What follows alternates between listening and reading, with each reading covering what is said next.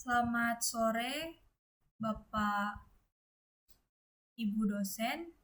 Izinkan saya mempresentasikan proyek akhir dari mata kuliah Karakter Building Pancasila yang berjudul Kesetaraan Gender sebagai Manifestasi Cinta Tanah Air dalam Konteks Pembangunan Berkelanjutan.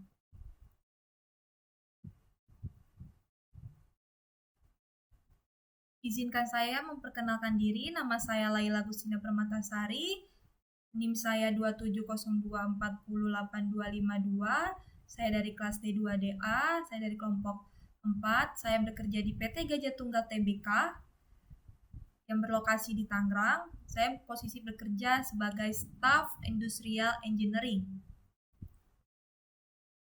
Latar belakang permasalahan dari proyek ini ialah kesetaraan gender merupakan salah satu tujuan penting dalam Sustainable Development Goals sebagai tujuan yang kelima. Di Indonesia sendiri, isu kesetaraan gender terus menjadi tantangan yang sangat signifikan. Masih banyak ditemui ketimpangan dalam akses pendidikan politik, dan yang paling umum adalah pada pekerjaan antara laki-laki dan perempuan.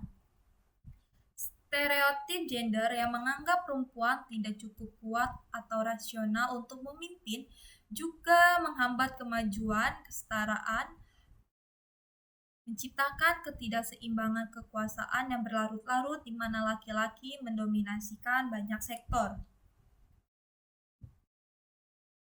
Di sini terdapat beberapa rumusan masalah. Yang pertama, bagaimana ketimpangan gender mempengaruhi peluang karir dan kesejahteraan pekerja di Indonesia.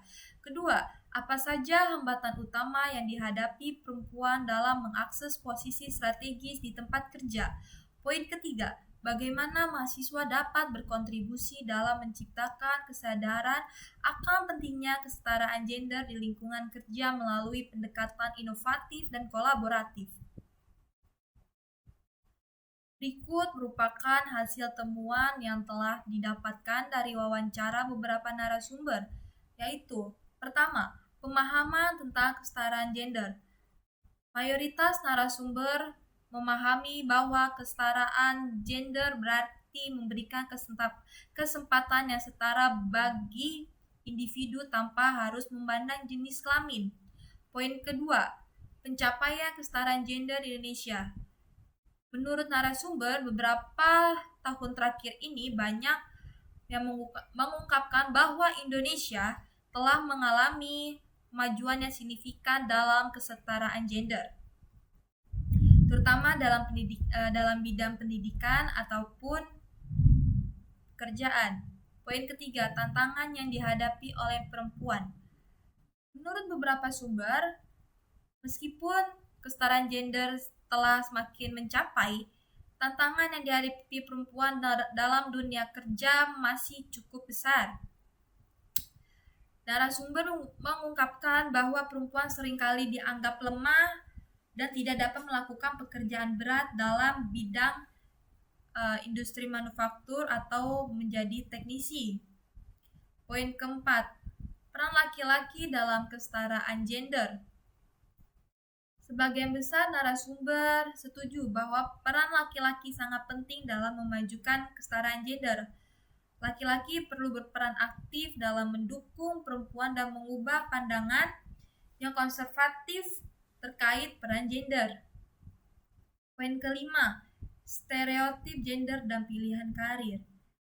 Stereotip gender masih menjadi faktor yang mempengaruhi pilihan karir meskipun perubahan perlahan mulai terjadi.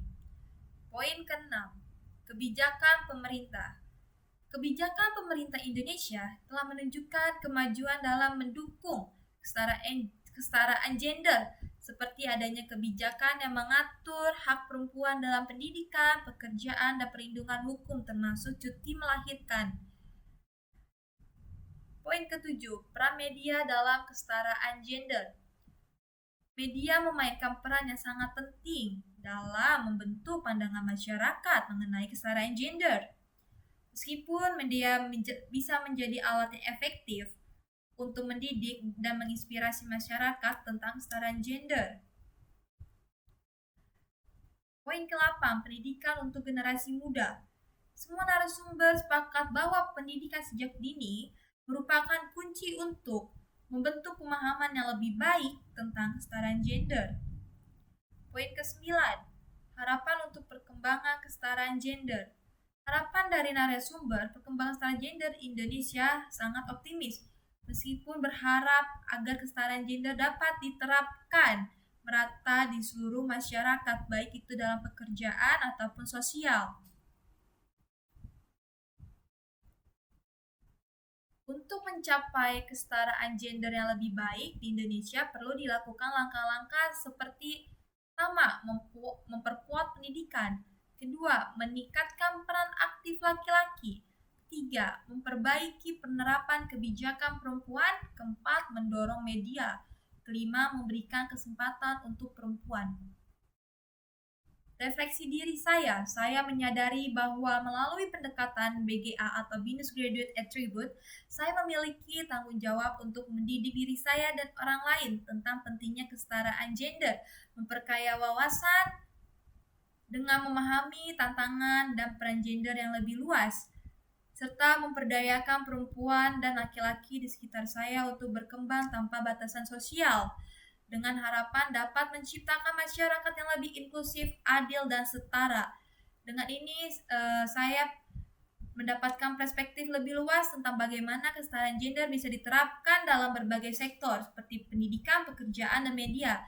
Melalui proyek ini, saya juga belajar pentingnya setiap individu untuk mendorong perubahan yang positif dengan memastikan bahwa perempuan memiliki kesempatan yang setara untuk berpartisipasi dalam pengambilan keputusan, baik dalam politik maupun ekonomi. Terima kasih Bapak Ibu dosen. Sekian dari saya. Terima kasih.